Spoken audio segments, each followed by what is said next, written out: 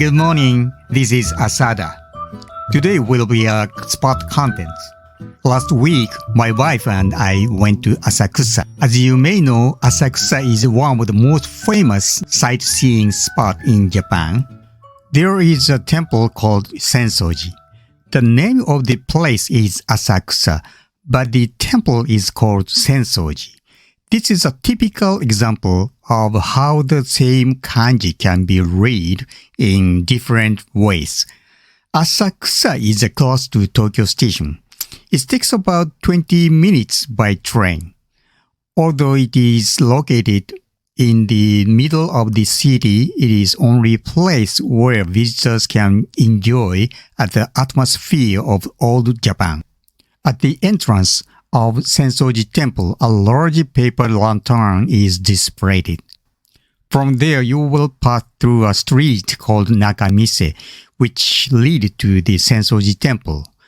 There are many stores on both sides of the Nakamise. I usually pass through the Nakamise, but this time I went a little deeper into the alley. There I found an interesting store. The name of the store is Hikeshi Damashi. It's meaning Hikeshi Spirits. In Japan, Hikeshi was a very important organization during the Edo period. The Hikeshi functioned as a fire department. Hikeshi wore clothes that were framed resistant during firefighting activities. They still have them today, but their cost as much as 200,000 yen. There they sold unique designed clothing. There were many different designs like this one. Among them, there was a mysterious t-shirts that change color when exposed ultraviolet rays. For example, this one. When exposed to ultraviolet light, it reacts immediately and changes color. The staff at the store told me that a special paint is applied to these shirts.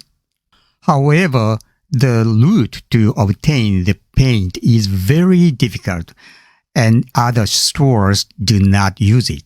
I like this kind of advanced technology, so I really like it. I also liked many of the designs. I liked the ukiyo-e designed t-shirts by Katsushika Hokusai.